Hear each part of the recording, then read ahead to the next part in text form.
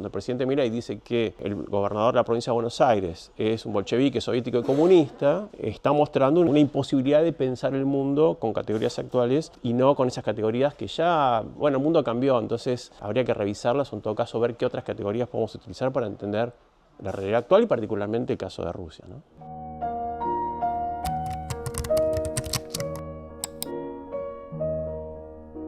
Una de las claves del libro tiene que ver con atacar ciertos prejuicios o ciertos estereotipos que hay respecto de Rusia, aquí en Argentina en particular, pero también en América Latina se pueden ver, y que tienen que ver con lo que yo entendí dos corrientes políticas como son la derecha y la izquierda, ¿no? Entonces se puede ver, por ejemplo, que para la derecha Rusia sigue siendo la tierra del comunismo, por ejemplo, y como algo negativo, ¿no? Entonces ahí habría una rusofobia, ¿no? Todo lo que venga de Rusia, que por ejemplo se puso de manifiesto con la vacuna contra el COVID-19, ¿no? Que cuando llegó la vacuna, acá había un poco de resguardo respecto a esa vacuna, porque entre otras cosas yo llegué a escuchar que nos iban a inyectar comunismo, ¿no? En esa vacuna.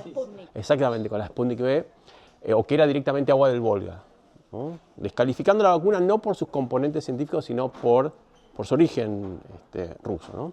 Y por otro lado, más vinculado a la izquierda, si se quiere, hay como una idea de que Rusia, y particularmente su presidente actual, Vladimir Putin, es una suerte de paladín en contra del imperialismo occidental, y entonces ahí habría una rusofilia, es decir, habría que apoyar todo lo que hace Rusia porque como es enemigo de nuestros enemigos históricos, por ejemplo Estados Unidos, entonces automáticamente es nuestro amigo, ¿no? Entonces yo quería sintetizar con eso esos prejuicios, esos mal entendidos que suelen haber respecto de Rusia y que se manifiestan en una imagen que no siempre se corresponde a lo que es en realidad Rusia, ¿no? Es muy interesante eso porque hay toda una perspectiva desde la historia de las emociones que muestra el lugar importante que ocupan las emociones para, por ejemplo, pensar los procesos políticos, ¿no? Y que no siempre todo es tan racional, o que cuando uno toma decisiones políticas las toma pensando o siendo extremadamente racional, sino que ahí también hay un elemento emotivo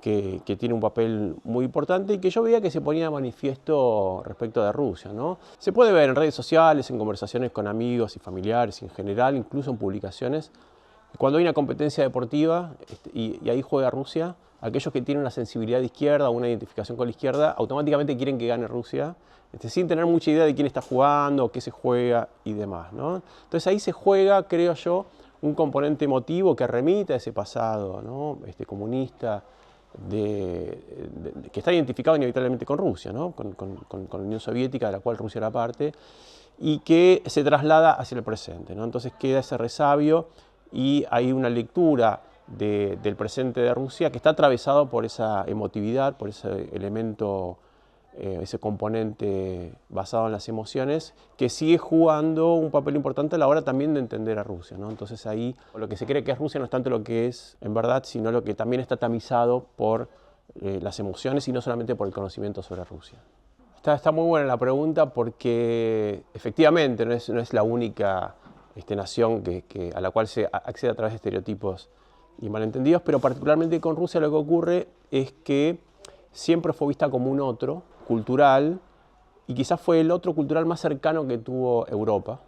No es China, no es India, es un otro que está más cercano, pero no deja de ser un otro, ¿no? Y automáticamente eso se trasladó también a la cultura argentina, que está muy influenciada por Europa, ¿no? Entonces Rusia también comenzó a ser vista como un otro cultural y como una suerte, podríamos decir, de frasco vacío, ¿no? Que cada uno llenaba como quería o como podía. En el caso de, vos citaste el tango de los 20, de los 30, ahí aparece una figura que para mí resultó muy sorprendente, que es Agustín Magaldi, ¿no?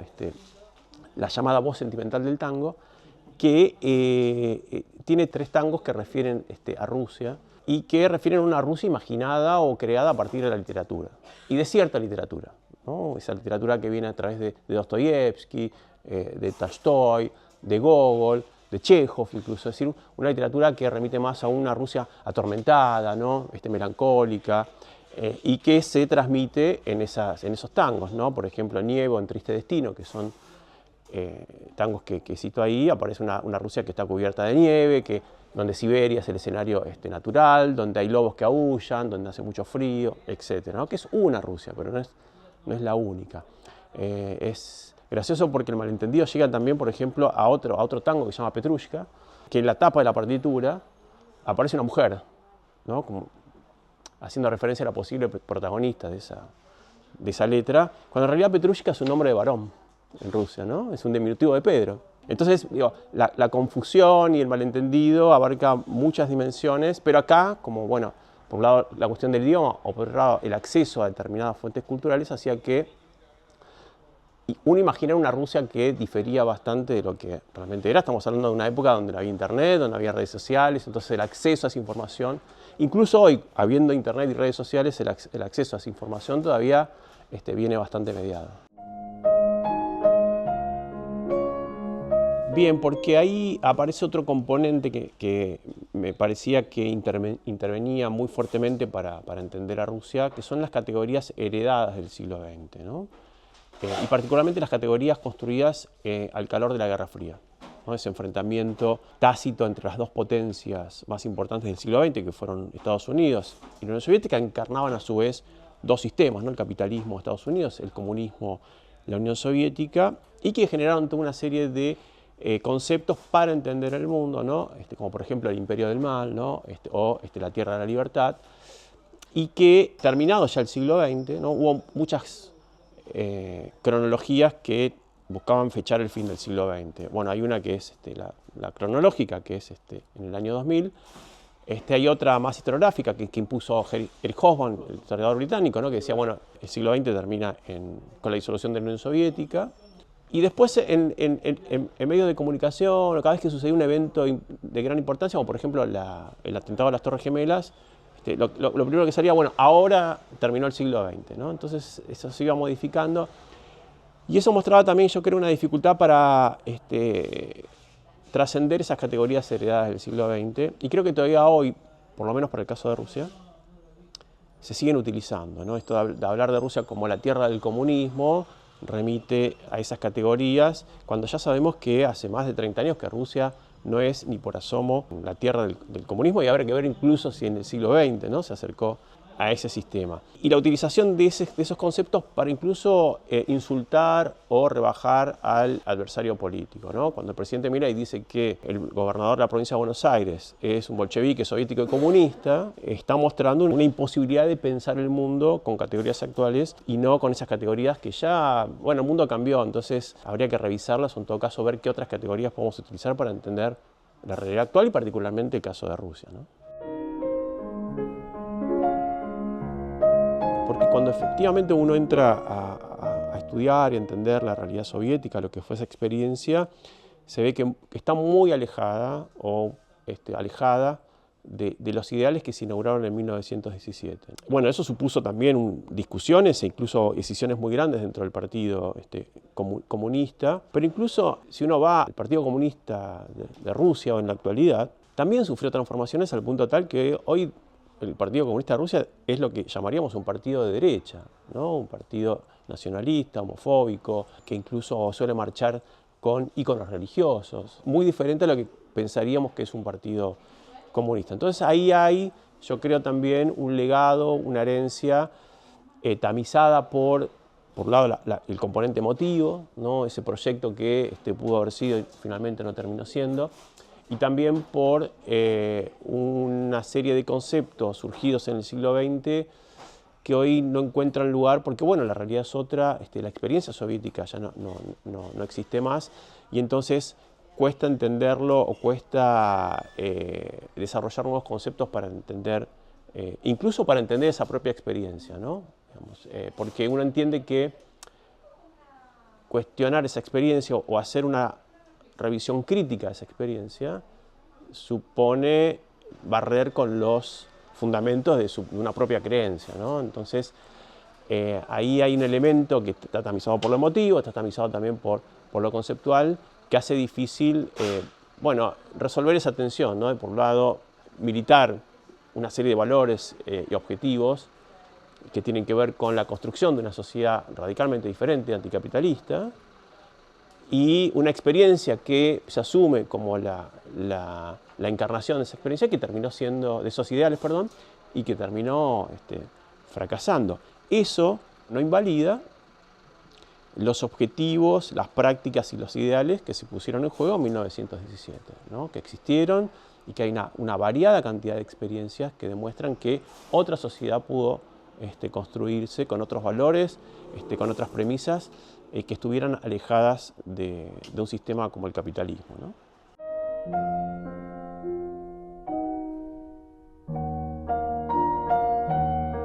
Podría haber sido un título alternativo, ¿no?, al libro, ¿no? ¿Qué hacer con Rusia? Para jugar de manera, y yo digo de manera insolente, ¿no? Porque como vos nombraste, Lenin, Tolstoy, podemos citar también a Chernyshevsky, el fundador o uno de los fundadores del populismo ruso, escribieron obras que se titularon ¿Qué hacer?, ¿no?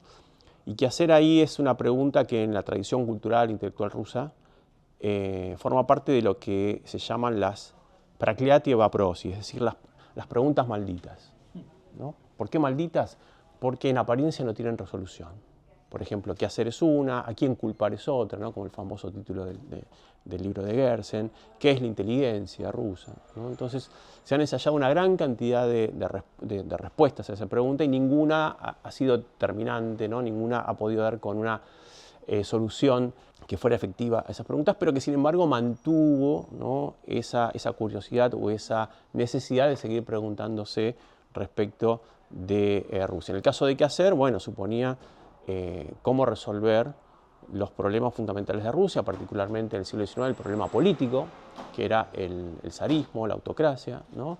Y qué alternativas se podían ofrecer como respuesta, ¿no? Chernyshevsky va a escribir un qué hacer que va a ser fundamental, pero no deja de ser una novela, era una novela de amor, ¿no?, con un componente político, pero no dejaba de ser una novela de amor por también las condiciones en las cuales la escribe, que son condiciones de censura, donde era muy difícil escribir la palabra revolución y que eso pudiera pasar la censura, ¿no? Y después Lenin recupera ese legado, pero no como un homenaje emotivo, ¿no?, como muchos supusieron en 1902, sino como un homenaje intelectual, ¿no? Porque él recupera, siendo un marxista, Lenin, recupera herencia o elementos de esa herencia populista que había fundado Chernyshevsky para pensar el mismo problema, ¿no? Cómo superar la autocracia rusa y cómo pensar la revolución socialista en ese país. Yo parto de una premisa, que es esa premisa de que es una premisa que empezó a surgir en función del lugar que Rusia estaba ocupando en los medios de comunicación y en general en la discusión pública, que tiene que ver, que uno podría trazar a la disolución de la Unión Soviética en 1991, pero que últimamente se reforzó con eventos puntuales, ¿no?, como por ejemplo la anexión de Crimea en 2014, el anuncio de la primera vacuna para combatir el COVID-19 en 2020, o algo que fue mucho más impacto, que es la invasión rusa de Ucrania en 2022, ¿no?, que llegó a niveles insólitos, ¿no?, de rechazo de Rusia, como por ejemplo, como sucedió en un restaurante cordobés, que se llevó a prohibir la ensalada rusa, se sacó del menú, ¿no?, simplemente porque hacía referencia a Rusia. Entonces veía que había una presencia rusa importante, pero también veía que había una presencia que estaba mediada por los malos entendidos, por los prejuicios y los estereotipos. Entonces, lo que yo registré también es que había tres cuestiones que aparecían con fuerza, ¿no?, en esa presencia de Rusia. Una era el rol del comunismo, cómo el comunismo estaba asociado a Rusia. La otra cuestión tenía que ver con los poderes fuertes, ¿no?, y autoritarios. Y una última cuestión que veía que estaba presente pero por ausencia. ¿En qué sentido? Que se solía hablar mucho cuando se habla del imperialismo estadounidense, del imperialismo británico, pero se hablaba muy poco del imperialismo ruso, ¿no? Entonces ahí también me pareció importante reponer esa cuestión y es por eso que me quedé con esas tres cuestiones. Podríamos haber agregado otras vinculadas, por ejemplo, a la cuestión cultural, ¿no?, como Rusia ahí tiene una enorme tradición cultural y artística que impacta también, y ha impactado por lo menos en la cultura argentina, la literatura, la música, incluso la danza, ¿no? Podríamos hablar de la tradición rusa, por ejemplo, en la escuela de danza del Teatro Colón, pero preferí quedarme con estas cuestiones porque me parecían que eran las más significativas o las que más impacto podían tener en la discusión pública.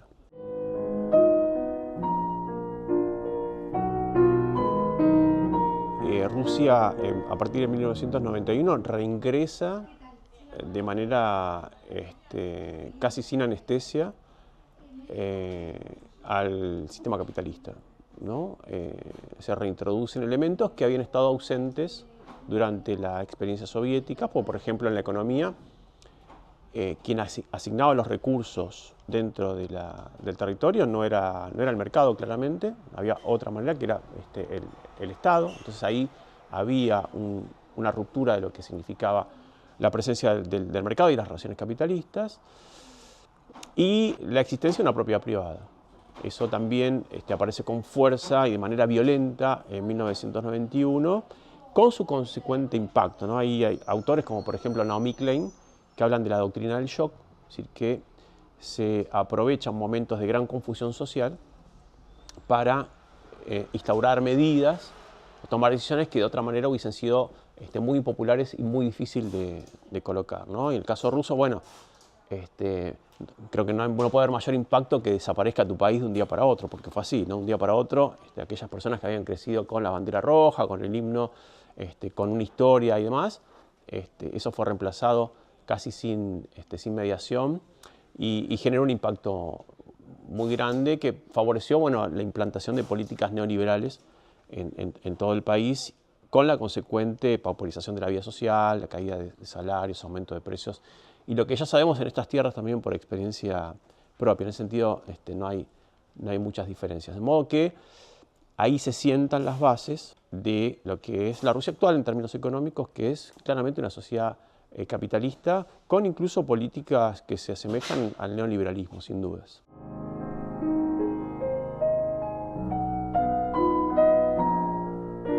Y uno podría pensar en cuestiones coyunturales, ¿no? Como por ejemplo la guerra civil, ¿no? Y cuando uno está combatiendo a un enemigo tan fuerte como por ejemplo los ejércitos blancos, pero también ejércitos extranjeros que habían invadido Rusia, bueno, ahí la toma de decisiones a nivel colectivo, el soviet, ¿no? La igualdad pueden jugar en contra, ¿no? Porque hay que ser efectivos, hay que tomar decisiones concretas, y ahí cierta centralización del poder es necesaria.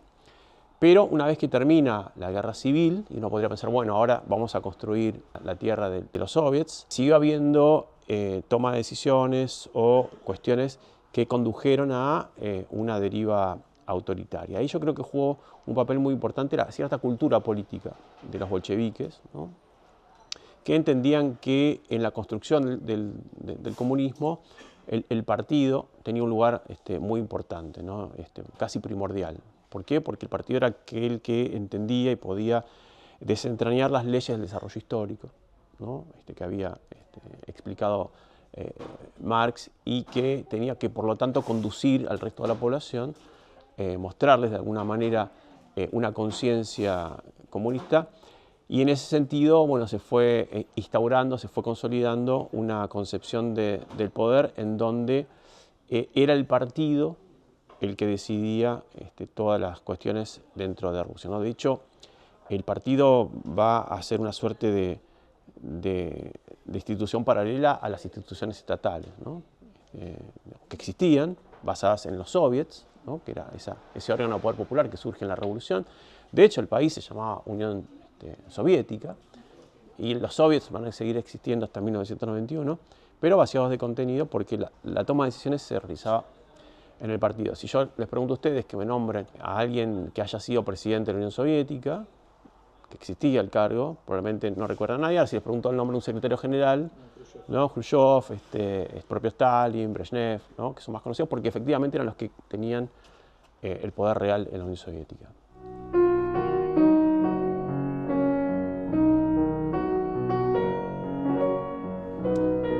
Efectivamente, está muy bien el comentario, porque hay una creencia de que el capitalismo va de la mano de la democracia, ¿no? Y que son, gracias a las revoluciones modernas, ambos caminan de la mano. Y lo que muestra la evidencia histórica es que no, que el capitalismo, al contrario, precisa o le es mucho más útil los sistemas dictatoriales o autoritarios. Sin ir más lejos, en Argentina, ¿no? Necesitó de una dictadura para imponer una serie de reformas en la economía que modificaron la estructura económica argentina y que de alguna manera nos sigue rigiendo hoy, ¿no? Lo que hay que entender también es que el capitalismo es un modo de producción, pero también es un sistema mundial, ¿no? Y como sistema los territorios están divididos jerárquicamente y hay centros y periferias, y en las periferias particularmente las leyes del capitalismo funcionan de otra manera.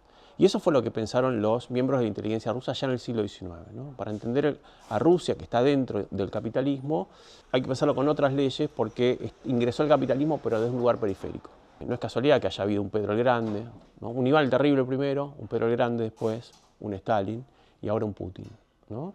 No es porque los rusos tienen una predisposición natural a los gobiernos autoritarios, no es porque tienen una herencia asiática, ¿no? Que son las explicaciones que se suelen encontrar para entender los sistemas políticos de Rusia. De hecho, hay una historiadora muy afamada, ya fallecida, que hacía hincapié en los ojos achinados de Lenin, que tenía orígenes calmucos, uno de los pueblos orientales de Rusia, para explicar después el autoritarismo bolchevique, ¿no?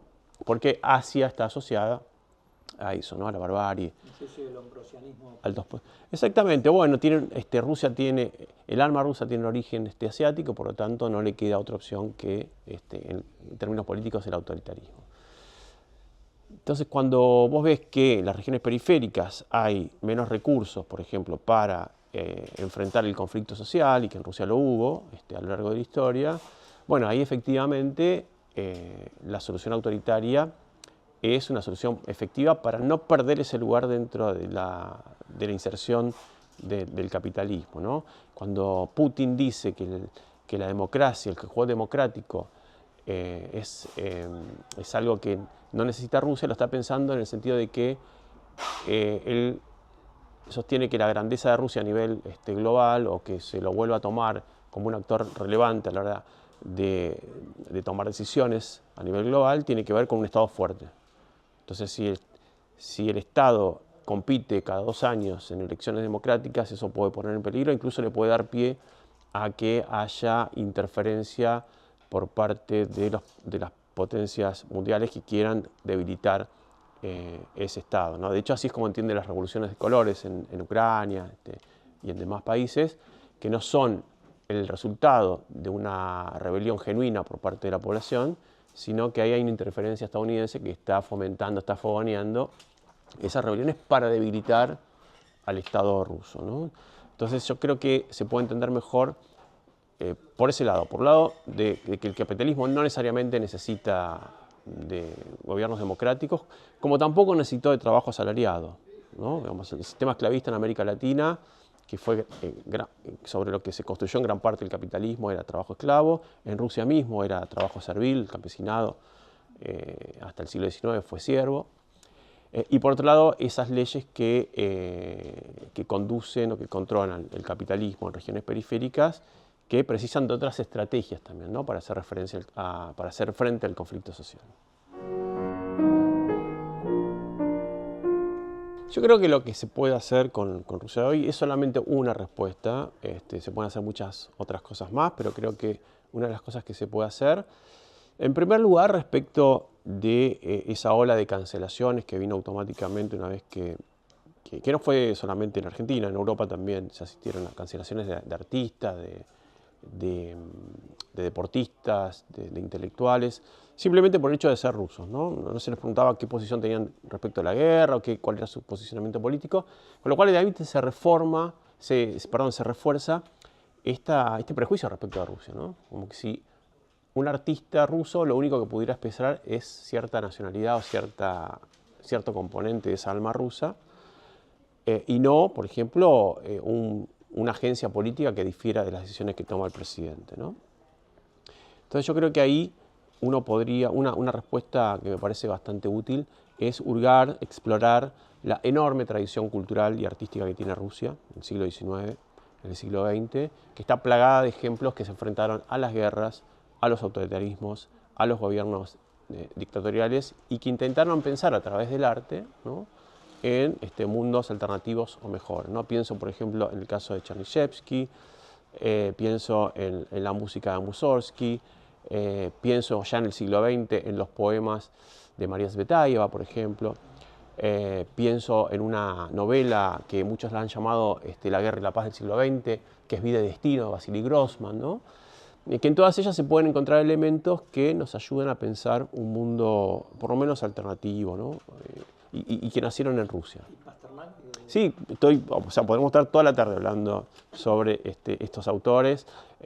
Anna Akhmatova, bueno, y en el caso de la música, Masalov, Artur Rie, bueno, es una gran cantidad, y acá no mencionamos a la pintura, ¿no? Que también tiene Ilya Repin, por ejemplo, que denunciaba ya en el siglo XIX el trabajo inhumano al cual tenían que acceder los campesinos. Entonces me parece que ahí, y que ahora, bueno, las redes y el acceso a Internet favorece o facilita esta posibilidad de explorar, de incursionar en el arte ruso y no limitar a Rusia a las decisiones que toma su dirigencia política, ¿no? Rusia es mucho más que eso, es mucho más compleja, es mucho más rica y está, como decía, en sus producciones culturales y artísticas bastante alejada de guerras y de sistemas dictatoriales. Y una segunda cuestión me parece importante rescatar es la herencia política, la herencia histórica de Rusia. Rusia fue el primer país en donde una revolución anticapitalista triunfó, ¿no? Y se mantuvo con el tiempo, y eso generó toda una serie de experiencias en la vida política, en la vida social, en la vida cultural, incluso en la economía, que intentaron trascender al capitalismo y fundar una sociedad nueva. Por ejemplo, en esos años, Rusia fue el primer país que legalizó el aborto, ¿no? O que despenalizó la homosexualidad. En el caso de la cultura, imaginó formas nuevas de hacer arte, como demostraron los suprematistas o los constructivistas, ¿no? Que pensaban en un rechazo, o los futuristas también, ¿no? Que pensaban en un rechazo del arte heredado burgués y en cómo crear un arte que fuera proletario. Y en el sistema político, ¿no? Lo que hizo la Revolución Rusa fue hacer que las personas desearan lo que todavía ni siquiera podían imaginar, ¿no? Entonces yo creo que ahí hay un componente liberador, un componente emancipatorio, que en una sociedad como la nuestra, que cada vez acentúa más el rol del Estado, el rol del mercado, el individualismo y la competencia, yo creo que explorar las experiencias de la Revolución Rusa todavía nos pueden ayudar a entender cómo sería un futuro radicalmente diferente a este presente tan ominoso que tenemos, ¿no? Es muy difícil hoy oponerse en Rusia, es muy difícil manifestar cualquier tipo de crítica porque no solamente hay una represión cada vez más creciente, sino que también hay penas muy duras, ¿no? Por ejemplo, en Rusia, para poner un solo ejemplo, en Rusia a la guerra no se le dice guerra, se le dice operación militar especial, ¿no? En la prensa, en los discursos oficiales, incluso si uno se expresa en redes sociales tiene que usar esos términos. Si uno no los utiliza y dice guerra o dice invasión a Ucrania, se expone a que sea juzgado y encarcelado con hasta 15 años de prisión, ¿no? Simplemente por usar esa palabra. O hay una ley que prohíbe desacreditar al ejército, ¿no? Entonces, si vos decís algo en contra del ejército ruso, también te puede suceder lo mismo. Entonces, hay, por ejemplo, uno de los intelectuales, quizás el intelectual más importante que existe hoy en Rusia, Boris Kagarlitsky, que está encarcelado, simplemente por haber dicho en un reportaje en YouTube, creo, o haber posteado algo en sus redes sociales, respecto de cómo interpretar el ataque que hubo del puente en Crimea, ¿no? Que era una nimiedad, pero que se utilizó para enviar un mensaje mucho más amplio, que es todos aquellos que se atrevan a oponerse al gobierno, les queda esto. No cité acá quizás el caso más emblemático, que es que el opositor político más importante que tenía Putin fue encarcelado y fue encontrado muerto, ¿no? Que es Alexei Navalny, el año pasado, si no recuerdo mal, también enviando mensaje, ¿no? A la población. Y es muy difícil salir a la calle, de hecho es imposible. Lo único que se podía hacer hasta hace poco tiempo, una estrategia bastante original y creativa, que era el piquete solitario, que era una sola persona. Porque si en Rusia se reunían más de 2 personas ya era considerado una manifestación, pero si uno salía solo a protestar con un cartel, bueno, si no tenía nadie alrededor, había que cuidarse de no tener nadie alrededor para que no consideraran que eran 2 personas, ¿no? Bueno, eso se prohibió también. Y al principio recuerdo que salían personas con carteles que decían no a la guerra, Niet Vойне, que son 8 letras, ¿no? Y que se prohibió eso también, entonces salían con asteriscos, serían 3 asteriscos y 5 asteriscos. Eso también fue prohibido, hasta que llegaron a salir en blanco. Y ya todo el mundo sabía lo que significaba, pero incluso hasta eso fue reprimido, ¿no? Entonces hoy es muy difícil, por no decir imposible, generar una oposición genuina y, digamos, efectiva dentro de Rusia. Y de hecho los principales opositores a Putin, si no están muertos como Navalny, están en el exilio, ¿no? Por ejemplo, bueno, la viuda de Navalny, Yulia Navalny, que está en Berlín, pero también ahí están Vladimir Kara-Murza, Ilya Yashin, que son otras figuras de la oposición rusa que hoy tienen que vivir en el... De hecho, Yashin estuvo preso, fue liberado en el intercambio de prisioneros. Pero es muy difícil también hacer una oposición desde el exilio, ¿no? Porque hay una pérdida del contacto con el día a día que hace también difícil poder... Y también el impacto que puede tener la política de Rusia estando, o sea, 2.000, 3.000, 4.000 kilómetros de distancia, ¿no? Yo diría que en Rusia y en el mundo La población, no sé. queda muy poco por una cuestión generacional, ¿no? Quizás alguien que ya tiene 70, 80 años, que vivió ese mundo y que creyó en ese mundo, ¿no? Recuerda algunas cosas, sin cinismo, ¿no? Alguien un poco más joven y que tuvo que vivir ya en los últimos años de la Unión Soviética y una crisis más importante, quizás detesta todo ese mundo. Y alguien que tiene menos de 30 años directamente no saben quién es Lenin, ¿no? Entonces, sí, directamente. Pero por una cuestión de desconexión con el pasado, ¿no? Bueno, porque hubo una operación muy en ese sentido de desconectar con el pasado en la década del 90, que llevó adelante Yeltsin, que de hecho llegó a decir que la experiencia soviética era una suerte de paréntesis en la historia rusa, ¿no? Entonces, como todo lo que va en paréntesis puede ser descartado, ¿no? Y después lo que hizo el putinismo fue recuperar algunos elementos de ese pasado soviético, y no precisamente los que estaban vinculados con las consignas revolucionarias, sino los que apuntaban más con el orden y con la grandeza del Estado soviético, ¿no? Entonces ahí, por ejemplo, la figura de Stalin reaparece con fuerza y no tanto la figura de Lenin. ¿Por qué? Porque la figura de Lenin es la responsable de haber destruido la continuidad del Estado ruso y por lo tanto su grandeza. Y eso produjo, entre otras cosas, dice Putin, que Ucrania se haya separado, que hayan habido invasiones de países extranjeros, que se haya fragmentado el territorio y demás. Por lo tanto, ¿a quién hay que valorizar? Valorizar a un líder que intentó recomponer la fortaleza de ese Estado ruso. ¿Y cómo se manifestó eso? Bueno, con la industrialización del país, con, sobre todo, la derrota del nazismo, que de hecho hoy es la efeméride más importante, ¿no? que existe en Rusia y que Putin utiliza para, entre otras cosas, legitimar su invasión a Ucrania, ¿no? Entonces, lo que se recupera de ese pasado soviético, lamentablemente, no está tan vinculado a sus ideales utopistas, más libertarios, en el buen sentido, sino más a una visión nacionalista y autoritaria de ese pasado, exacto. Pero eso no quiere decir que no exista, de hecho, existió y que hay grupos que intentan recuperarlo y que intentan transmitir esa herencia a pesar de las dificultades, ¿no?, que hoy en Rusia existen para hacer eso. Sí, yo no lo descartaría, lamentablemente, porque si hay algo que caracterizó a los líderes mundiales después de la Segunda Guerra Mundial fue cierto sentido de la responsabilidad, ¿no? También había una cercanía, ¿no? Ellos habían vivido en carne propia o habían visto los efectos que podía generar una explosión nuclear. Hoy está lejos eso, o por lo menos accedemos a ello a través de los libros o de los que podemos, nos pueden contar, ¿no?, por una experiencia directa. Y eso siempre tiene un impacto, ¿no?, en el modo en el cual vivenciamos las cosas. Y hoy no estamos frente a líderes responsables. Yo no podría decir que Putin es un líder responsable, no podría decir que Trump es un líder responsable, ¿no? Entonces, bueno, uno podría decir, bueno, estás exagerando o es algo impensado. Sí, pero también algo impensado que en el siglo XXI, después de las lecciones aprendidas en la Segunda Guerra Mundial, volviera a haber una guerra en Europa, ¿no? Y sin embargo la hay y ya lleva 3 años.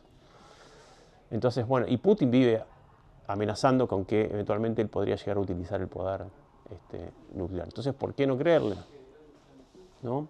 En Europa, de hecho, ya han circulado algunos protocolos de cómo defenderse en el caso de ataques nucleares. Entonces, no es que lo vea inmediatamente posible, pero sí es una posibilidad, porque, como te decía, hay países que tienen armamento nuclear y que están gobernados por líderes absolutamente irresponsables, ¿no? Entonces, ¿qué se puede esperar de líderes irresponsables? Bueno, algunas o muchas irresponsabilidades, entre ellas lanzar una bomba atómica después de la lección que hemos aprendido, o que ellos no han aprendido de lo que fue Hiroshima y Nagasaki, ¿no? Es que Rusia también tiene su cuota de responsabilidad en esto de haber tensado las relaciones sin que haya un conflicto bélico y que eventualmente se esté pensando que pueda haber un enfrentamiento nuclear, ¿no? Porque, o por lo menos buscar otras vías que no hayan sido la solución militar, ¿no? Porque fíjate que terminó generando un efecto contrario, ¿no? Hizo que países históricamente neutrales como Finlandia y Suecia pidieran ahora el ingreso a la OTAN. Son dos países que limitan con Rusia, con lo cual eventualmente, digamos, si el motivo era ese, que ahora tienen unos problemas terribles porque le están destruyendo los bosques. Exacto, exacto. Y también hizo, por ejemplo, que en Ucrania, que era en su mayoría la población era ruso parlante, ahora empezar a rescatar el idioma ucraniano como sin ir más lejos, el presidente tuvo que aprender a hablar ucraniano porque hablaba ruso, ¿no? Y que hubiera, por ejemplo, cancelaciones de obras artísticas, bueno, que se quitaran todos los monumentos a Pushkin, digamos, generando un enfrentamiento entre países que incluso tienen muchos vínculos personales, ¿no? Hay familias que están atravesadas por ese vínculo. Entonces ahí me parece que ese plan que de alguna manera reactualiza algunos ideales imperialistas, no tanto de la Unión Soviética, sino de la vieja Rusia zarista por parte de Putin, lo que hizo fue tensar esas relaciones y generar un contexto como el que tenemos ahora, en donde, por ejemplo, Europa está pensando otra vez en rearmarse, ¿no? Y en designar fondos para... Incluso en Alemania se está hablando hasta de volver a instaurar el servicio militar. Presupuestario de Estados Unidos. ¿No? Totalmente, pero digo, yo creo que sin este conflicto en Europa, sin este paso temerario dado por Putin, tal vez hubiésemos tenido otra situación. Esto no justifica, quizás algunas lecturas que se hacen también, esto no justifica el accionar de la OTAN, ¿no? El accionar de la OTAN es condenable. Es invasivo también. Totalmente, pero en el caso de Putin y la invasión de Ucrania, yo creo que ahí el discurso de la OTAN, porque él mismo lo fue variando, no es tan importante como ese discurso de recomponer un mundo ruso, como él lo llama, y un territorio que pertenecería por derecho propio a Rusia, que no tiene en cuenta la autodeterminación o la soberanía de otros países, como por ejemplo Ucrania, ¿no? Porque una de las cuestiones que aparecen en estos debates es, bueno, está bien, le damos Ucrania.